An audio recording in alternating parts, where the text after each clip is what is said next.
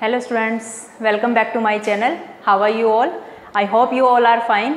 As you all know, in our previous video, in our previous lecture, we discussed about the origin of life कि life कैसे originate हुई अर्थ पर, अर्थ कैसे बनी, क्या क्या कंडीशंस थी उस दौरान. हमने टोटल 4 थ्योरीज की थी. Theory of special creation, second theory of biogenesis, third theory of abiogenesis and fourth was cosmozoic theory. And due to some technical issue, the video was posted just after fourth theory. However, I decided that only fourth theory we will discuss in that class. But just I want to say कि मैंने ये बोलना था कि thank you and all ये formalities करनी थी, but technical issue की वजह से वीडियो pause हो गई थी. It's okay. Fifth and last theory of origin of life is left, that is modern theory of evolution or most accepted theory of evolution. And it is also known as chemogenetic theory of evolution. Okay, so I hope today's content will be very clear to you. If you will try to understand the things, all the things will be clear to you. Okay, so last theory of origin of life जो सबसे ज़्यादा accepted and बहुत interesting theory है, इसको ध्यान से सुने. Chemogenetic theory, modern theory of evolution, and it was given by whom? It was given by the scientist O'Brien and Haldane. So this theory also known as O'Brien and Haldane theory.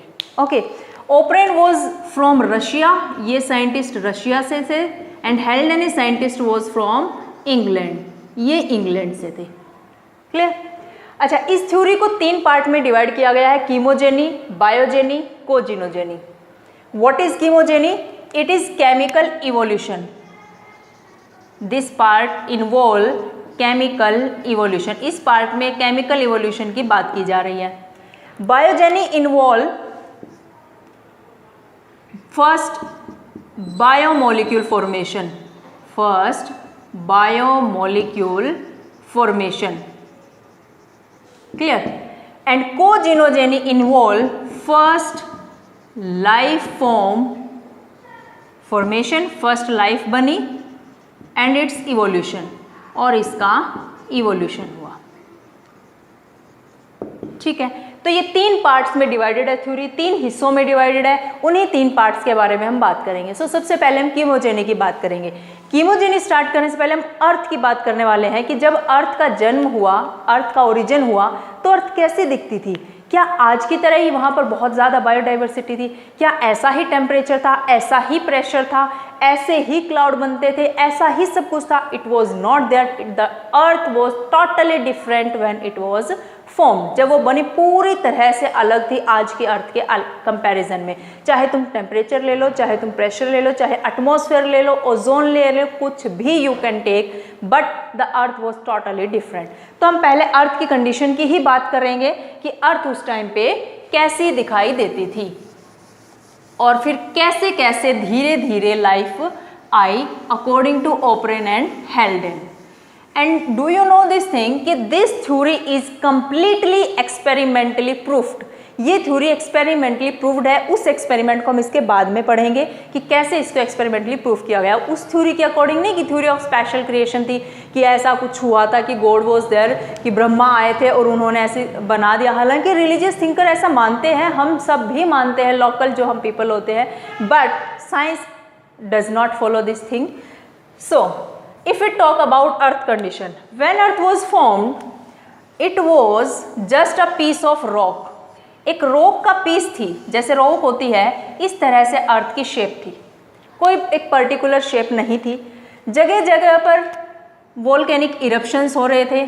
I know ये दिवाली के पटाखे जैसा लग रहा है, but कुछ इस तरह से ही वोल्केनिक इरप्शन हो रहे थे. अर्थ का एक सेंटर है जो अभी भी है और अभी भी उसमें मैग्मा प्रेजेंट है. बहुत हीट होती है अर्थ के सेंटर में. ठीक है. अच्छा, सन था, जो सन की रेज आ रही थी डायरेक्टली अर्थ पे एंटर कर रही थी. जो खतरनाक रेज कौन सी है? UV rays. ठीक है. तो अर्थ एक बहुत ही बुरी कंडीशन में थी. वो बुरी कंडीशन में कैसे थी? इसके पास कोई एटमॉस्फेयर नहीं था. No atmosphere. ठीक है, कोई एटमॉस्फेयर नहीं था. एटमॉस्फेयर नहीं था, कोई ओजोन नहीं थी. No ozone. A very high temperature was there.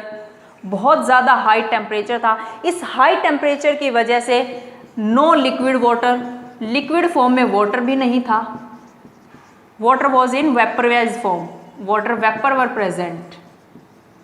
ठीक है, कहीं से कोई रॉक आ जाती, कहीं से कोई रॉक, कहीं से कोई रॉक, रॉक्स का अटैक हो रहा था, वोल्केनोज फट रहे थे, बहुत ज़्यादा हाई टेम्परेचर था, ये सब कंडीशन थी। और कुछ गैसेस थी, और गैसेस भी ऐसी ऑक्सीजन वाली अच्छी अच्छी गैसेस नहीं, कार्बन डाइऑक्साइड, मीथेन, CH4 जिनकी केमिस्ट्री बहुत बुरे वाली हालात में जा चुकी है, उनको भी बता दूं कि CH4 क्या होती है, methane, carbon dioxide, methane, NH3 होता है अमोनिया, H2 हाइड्रोजन गैस और वाटर वेपर, ये सब चीज़ें प्रेजेंट थी अर्थ पे। नाउ यू विल थिंक कि ऑक्सीजन तो थी नहीं, वेरी नाइस, ऑक्सीजन थी ही नहीं, मैंने लिखा नहीं, ऐसा नहीं कि मैंने लिखा नहीं, सच में नहीं थी, नो फ्री ऑक्सीजन, ऑक्सीजन तो थी ही नहीं अर्थ पर। तो इसलिए हम कह सकते कि अर्थ का एनवायरनमेंट कैसा था, रिड्यूसिंग एनवायरनमेंट। रिड्यूसिंग एनवायरनमेंट कैसे, ऑक्सीजन नहीं है, हाइड्रोजन है, तो वही तो रिड्यूसिंग कंडीशन होती है, रिडक्शन होती है। ठीक है, तो ये सारी चीज़ें प्रेजेंट थी उस टाइम पे अर्थ पर। ये ऐसी गैसेज रिलीज होती रहती, बहुत टेम्परेचर हाई होने की वजह से हीट ज़्यादा हो जाती है, वोल्केनिक इरप्शन होते रहते, तो टेम्परेचर और हाई होता चला जाता, जिससे वेपर और बढ़ते चले जाते, यानी वेपर फॉर्म बढ़ती जा रही थी वाटर की, लिक्विड फॉर्म थी ही नहीं। ठीक है, ये सब गैसेज प्रेजेंट थी। अब क्या होता है कुछ टाइम के बाद, आफ्टर 500 मिलियन ईयर्स, अबाउट की फॉर्म में बात करते हैं कि जब अर्थ बनी थी, अर्थ कब बनी थी, 4.5 बिलियन ईयर्स अगो, ये टाइमलाइन हमने बात की थी लास्ट लेक्चर में। तो 500 मिलियन ईयर्स अगो फॉर्मेशन के बाद क्या होता है कि अर्थ धीरे धीरे कूल होनी शुरू हो जाती है, धीरे धीरे थोड़ी थोड़ी ठंडी होनी शुरू हो जाती है। कूल होने की वजह से जो ये वाटर वेपर थे, दे स्टार्ट कंडेंसिंग, यहाँ इस तरफ लिखती हूँ मैं, वाटर वेपर कंडेंसेस। अब वाटर वेपर कंडेंस होना शुरू हो जाते हैं, कंडेंसेस होंगे तो क्या बन जाते हैं, क्लाउड बन जाते हैं, क्लाउड फॉर्मेशन स्टार्ट हो जाती है। And you know very well, cloud formation बनेगी होंगे तो रेन विल बी देयर। अब रेन आनी शुरू हो जाती है, देखो यहाँ पर ये हमने बना दिए हैं, ये बन गए हमारे क्लाउड, क्लाउड से अब आ रही है रेन।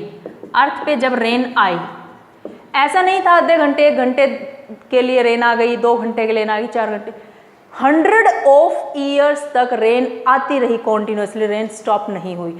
जब ऐसा हुआ तो जो ये अर्थ में डिप्रेशंस बने हुए थे, गड्ढे बने हुए थे, ये वाटर से भर गए, ये एक तालाब जैसे लगने लगे कि जैसे यहाँ पर पोंड बन गया है, ये सारे गड्ढे फिल हो गए अर्थ पर, और अर्थ एक अपनी शेप में आने लगी, डिप्रेशन जो गड्ढे जगह जगह थे वो सब भर गए पानी से।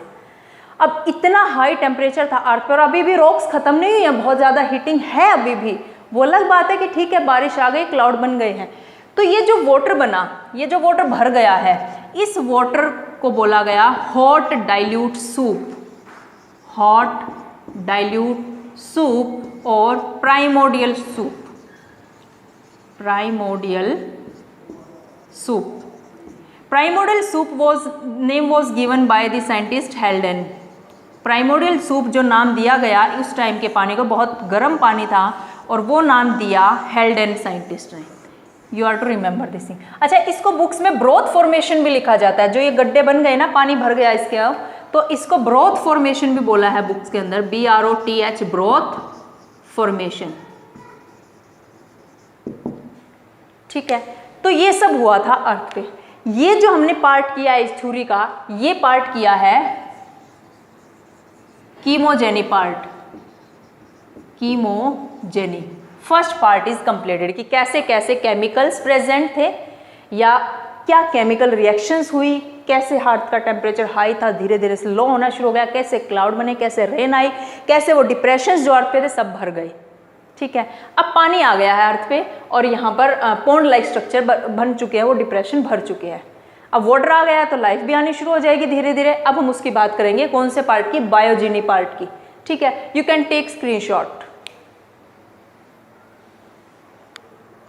So chemogeny is completed. Now we will do biogeny. Bio as name is telling, bio means life. सब लाइफ तो नहीं आएगी इतनी जल्दी, बट कुछ ऐसे ऑर्गेनिक कंपाउंड्स बन जाएंगे जो लिविंग ऑर्गेनिजम्स में होते हैं, धीरे धीरे कंपाउंड बनेंगे तो लाइफ भी आ जाएगी। चलो देखते हैं कैसे। तो अब इस थ्योरी का बायोजेनिक पार्ट करेंगे हम।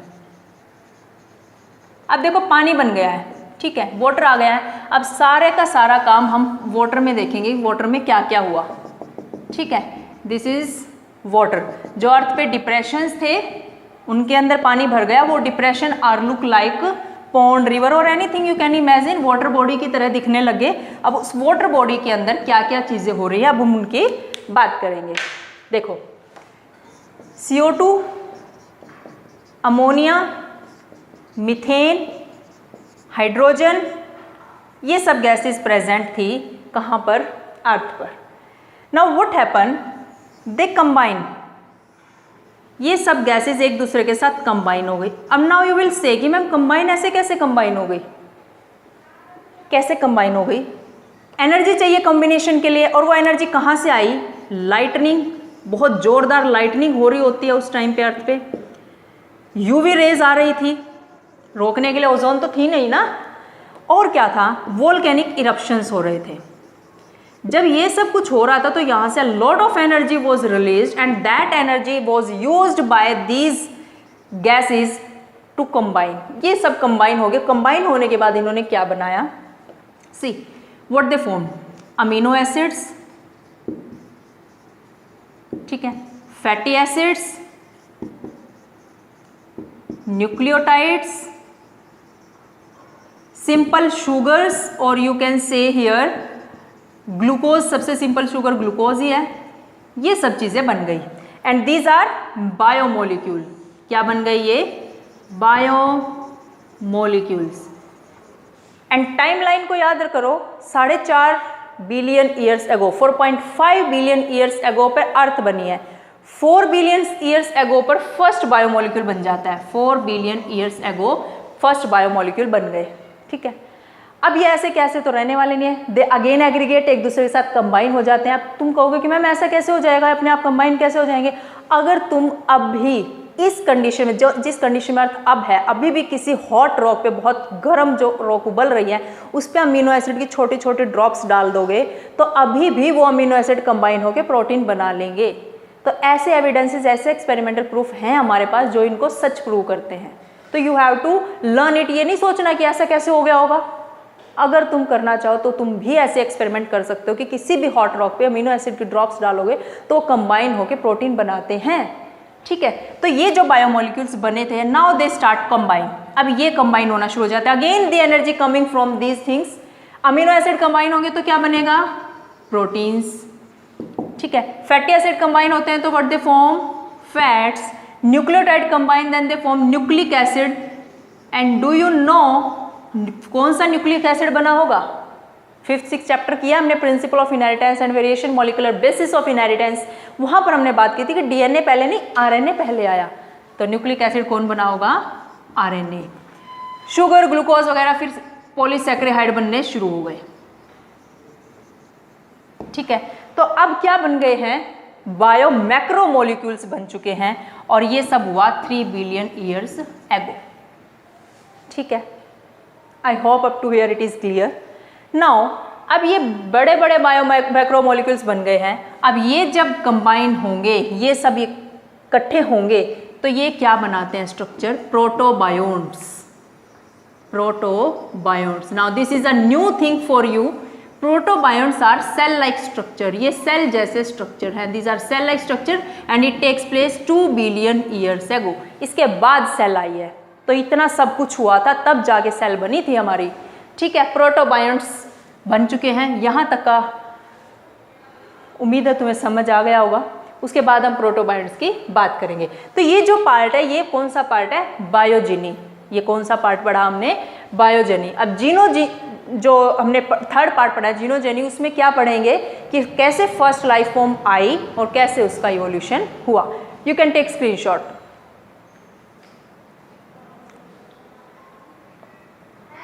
Done. So last part of this theory is left.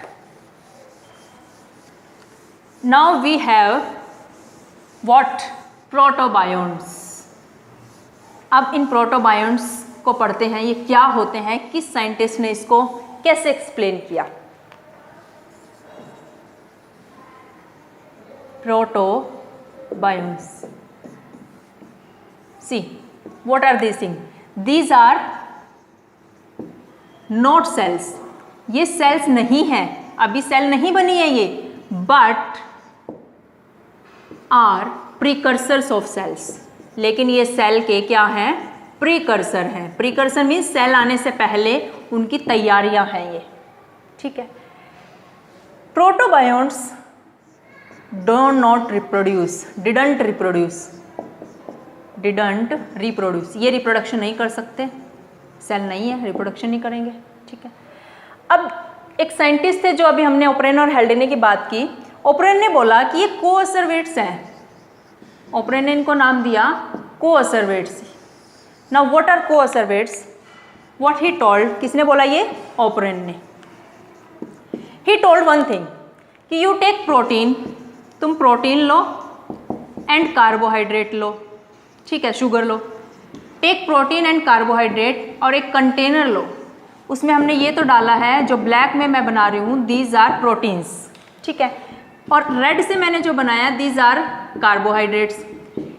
ये मिक्स हो जाते हैं, मिक्स इन वाटर, मिक्स हो गए, बट एक केस ऐसा आएगा, एक ऐसी कंडीशन होगी जहाँ पर एक जगह पर बहुत ज़्यादा कंसंट्रेशन होगी प्रोटीन की भी और कार्बोहाइड्रेट की भी। There is more concentration of protein and carbohydrate as compare to surrounding, एक जगह पे दोनों इकट्ठे हो जाते हैं, ठीक है।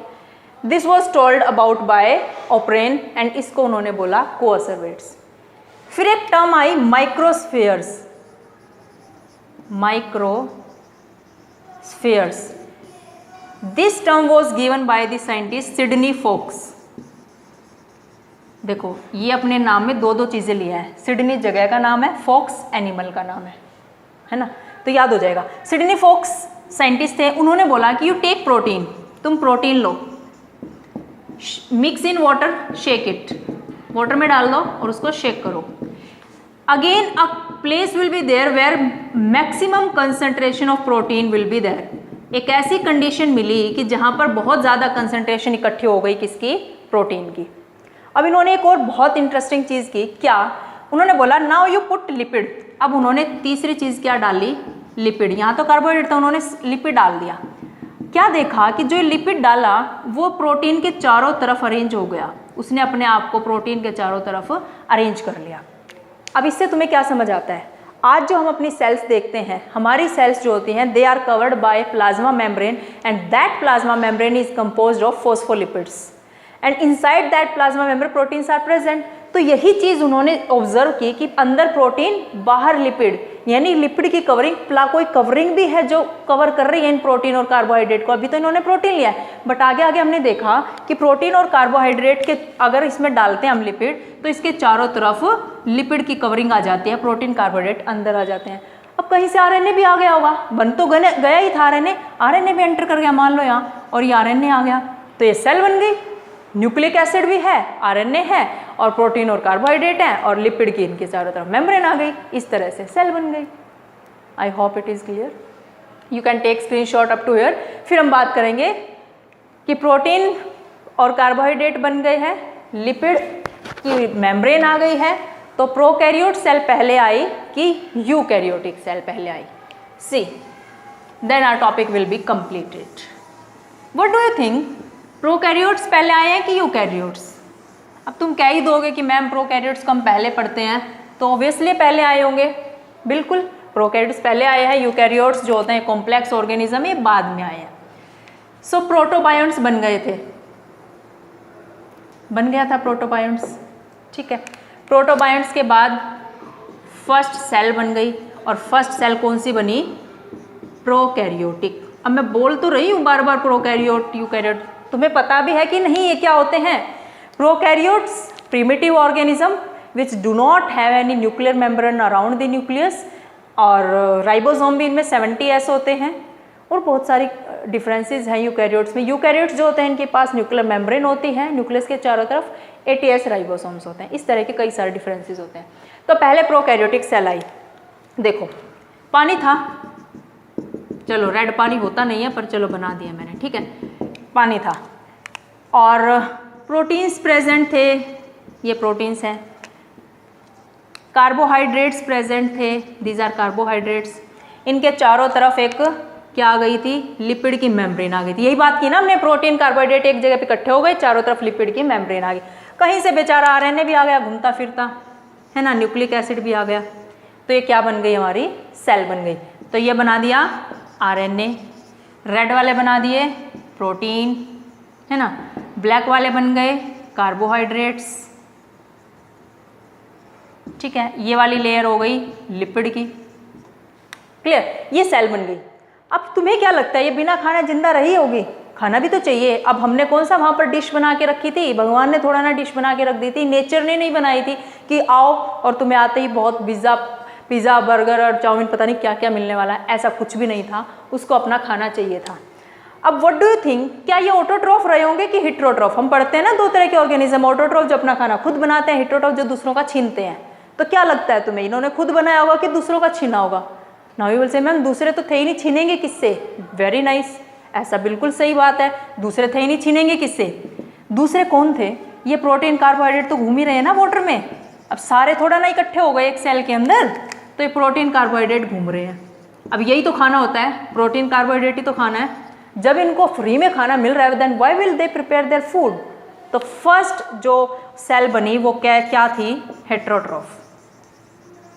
देवर हिट्रोट्रॉफ। इन्होंने अपना खाना खुद नहीं बनाया, अवेलेबल था आसपास।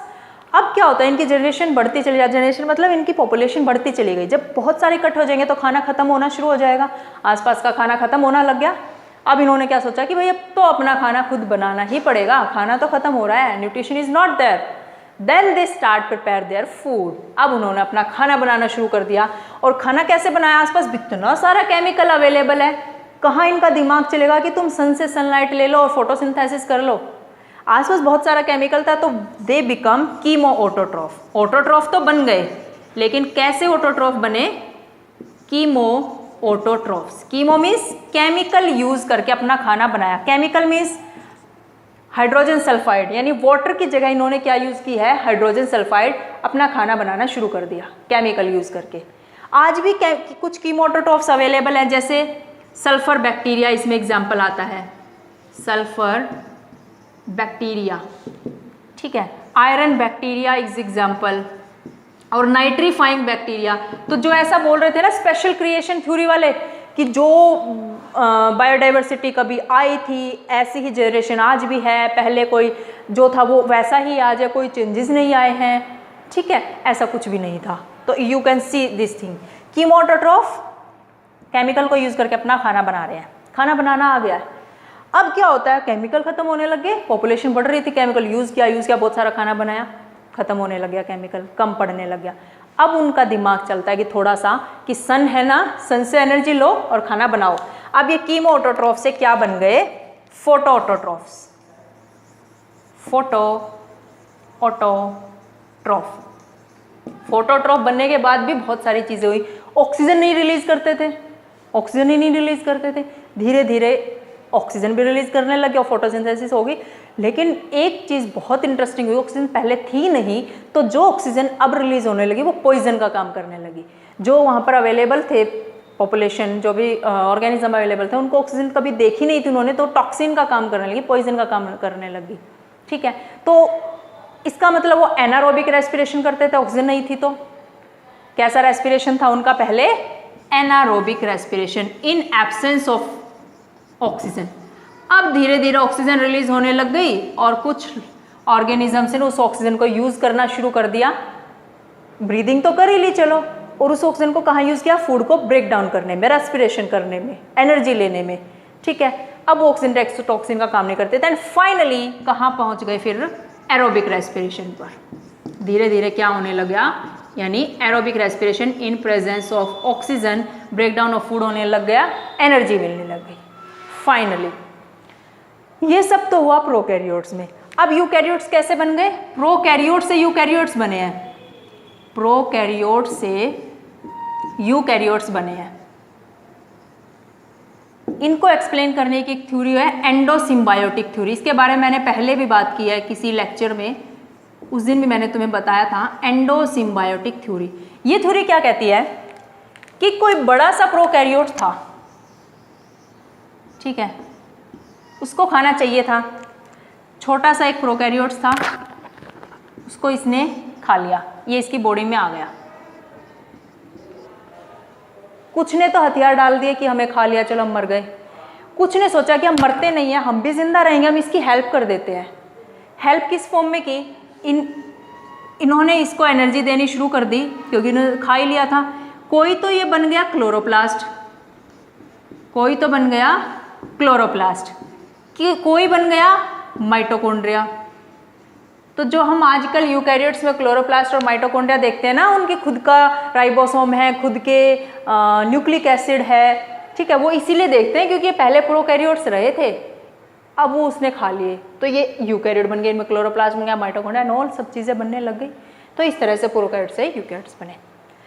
तो अब तुम्हें पता चला कि कैसे फर्स्ट सेल बनी, पहले प्रोकैरियोट्स आए, फिर यूकैरियोट्स आए, कैसे उन्होंने अपना न्यूट्रिशन लिया, कैसे उन्होंने रेस्पिरेशन लिया। सो जो ओरिजिन ऑफ लाइफ की जितनी भी थ्योरीज थी वो सब कंप्लीट करने हमने। एक छोटा सा एक्सपेरिमेंट बचा है, मिलर एंड यूरे ने जो एक्सपेरिमेंट दिया था उसके लिए एक छोटी सी वीडियो मैं और बना दूंगी। It is very important experiment. I hope today's content is very clear to you, but if you have any doubt then leave it in comment section and please give your suggestions also to improve my channel. And if you really like my comment then please press the like button and subscribe my channel also. Thank you everybody.